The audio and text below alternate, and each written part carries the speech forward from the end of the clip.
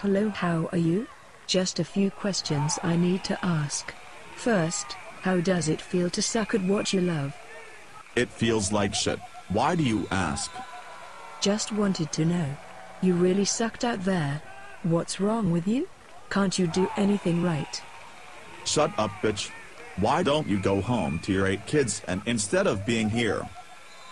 I don't have 8 kids, I have 7, thank you very much. Ha ha ha. You dumb blonde. You dumber than I thought. Your mama. No, your mama. You know what? Get out of my locker room. Fine. See you later, douchebag.